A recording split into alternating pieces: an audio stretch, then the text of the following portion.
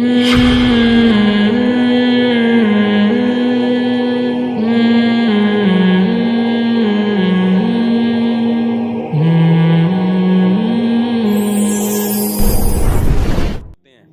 ہے آپ قتل کا ذریعہ بنے ہیں، ایک ہے قتل کیا ہے آپ نے.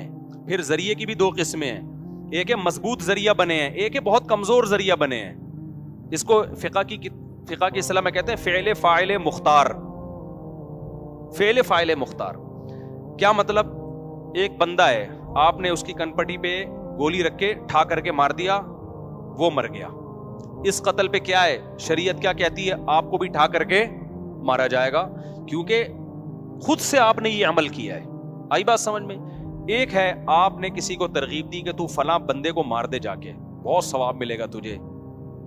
ترغیب دی، میں تجھے اتنے پیسے دوں گا. وہ گیا، اس نے ٹھا کر کے بندہ مار دیا، تو وہ لٹکے گا، آپ قصاصاً قتل نہیں کیے جاؤ گے. کیوں؟ اس لیے کہ آپ نے جو ترغیب دی ہے نا، آپ نے اس کو مجبور تھوڑی کیا ہے. قاتل کو، قاتل نے بالکل اپنے اختیار سے مقتول کو قتل کیا ہے، اس میں آپ کی کوئی زبردستی نہیں، صرف موٹیویشن تھی آپ کی. تو موٹیویشن بھی جرم ہے. قتل نفس کا گناہ تو آپ کو ملے گا، لیکن دنیا میں اسلامی قانون میں یہ اس سے کم درجے کا جرم ہے کہ ایک آدمی ڈائریکٹ جا کے قتل کر رہا ہے اور ایک دوسرے کو قتل کرنے کی ترغیب. تو دنیاوی احکام میں یہ کم درجے کا جرم ہے. پوری دنیا میں اس پہ آپ کو لٹکایا نہیں جائے گا کہ جی ترغیب اس نے دی تھی. ہاں، قیامت کے دن تو آپ کو بھی قتل کا گناہ ملے گا. قیامت کے جو اصول ہیں وہ تو کچھ اور ہے نا، لیکن دنیا کے اصول کیا ہیں؟ بولو، کچھ اور ہے. تو ترغیب کا تو گناہ ملے گا، اس پہ آپ کو عدالت چترول بھی لگا سکتی ہے، قید بھی کر سکتی ہے، سزا دے کے پھر چھوڑ دے گی، کیونکہ آپ نے بھائی اس کو صرف موٹیویشن کی ہے نا. کرنے والا کون ہے؟ وہ بندہ ہے. آئی بات سمجھ میں؟ تیسری صورت کیا بنتی ہے؟ ایک بندہ تھا، آپ چاہتے تھے اس کو مارا جائے، آپ نے قاتل کو کہا تو جا کے مار دے اور میں نے اس کو پیچھے سے پکڑ کے رکھوں گا، باندھ کے رکھوں گا، تو اس کے سر پہ گولی مار دینا. مارنے والا کون ہے؟ قاتل. آپ کون ہو؟ پکڑنے والے. اب آپ بھی مباشر کہلاؤ گے. اب دونوں کو لٹکایا جائے گا، اس لیے کہ دونوں قتل میں پریکٹیکلی شریک ہیں. آئی بات سمجھ میں؟ ایک صورت کیا ہے؟ آپ نے کسی کو جا کے کہا، آپ نے کسی کو جا کے کہا تو مر جا، اس زندگی سے موت کیا ہے بہتر ہے. اس نے کہا اچھا یار، یہ مسئلہ تو مجھے معلوم ہی نہیں تھا، اس زندگی سے موت کیا ہے بہتر ہے. اس نے بندوق اٹھائی، ٹھا کر کے اپنے آپ کو مار لیا. اب تو چترول بھی نہیں لگیں گے آپ کو، بس گناہ ہوگا. کسی مولوی صاحب کے پاس جاؤ گے، مولوی صاحب کہیں گے توبہ کر یار، تو کس قسم کے مشورے دے رہا ہے لوگوں کو. اب دنیا کی کوئی عدالت یا اسلامی عدالت قاتل کو لٹکا سکتی ہے جس نے مشورہ دیا تھا؟ اس لیے کہ بھائی وہ فعل فاعل مختار، وہ آدمی خود مختار تھا، وہ نہ عمل کرتا آپ کے مشورے پر. گناہ تو ملے گا کہ آپ نے غلط مشورہ کیوں دیا، بہت بڑا گناہ ملے گا، چھوٹا گناہ نہیں ملے گا. لیکن نہ دنیا میں قتل کا کیس بنے گا، نہ آخرت میں سزا ملے گی. آپ کہہ سکتے ہو اللہ میں نے برائی کا مشورہ دیا تھا، بندے نے اپنے آپ کو ٹپکا دیا، میں نے بندوق پکڑائی اس کو، نہ میں تو پھر بھی یہ جرم ہے. ایسا نہ ہو کہ مشورے دینا شروع کر دیں آپ، لیکن لٹکایا نہیں جائے گا.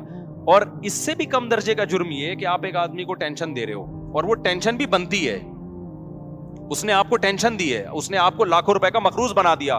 آپ گلی میں گزرتے کہتے ابے تو میرے پیسے لے کے بھاگا بھائی، ابے تو میرے پیسے کب دے گا. اس ٹینشن میں آ کے اس نے اپنے آپ، اور آسان مثال کر دیتا ہوں، زید نے بکر سے 1 کروڑ روپے لے لیے اور بھاگ گیا.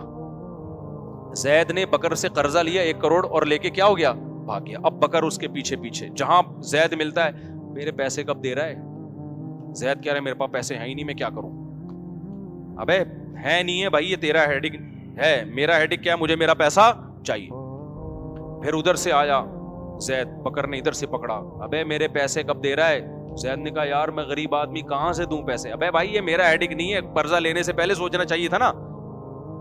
فقہا بھی بیان کرتے ہیں کہ جو قرضہ لے کے گیا اور وہ واقعی سچی مچی کا غریب ہو گیا تو عدالت اس کو قید میں تو نہیں ڈالے گی. امام حنیفہ کا یہ موقف ہے. عدالت کیا کرے گی؟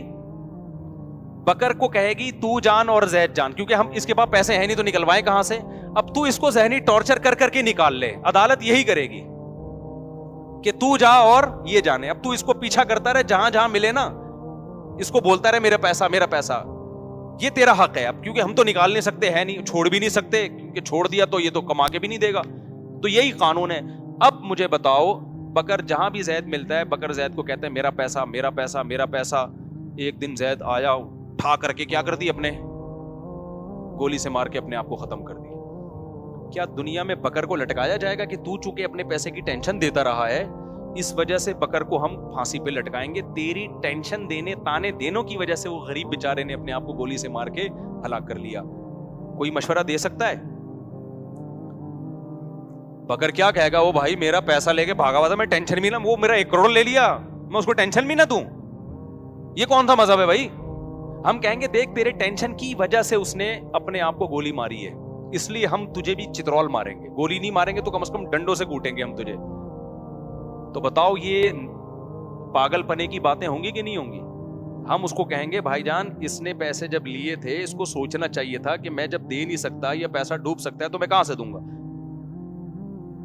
تو اب اس نے اگر اپنے آپ کو گولی ماری ہے تو یہ اس کا اپنا عمل ہے, اس گولی میں اس کا کوئی اختیار نہیں ہے. لہذا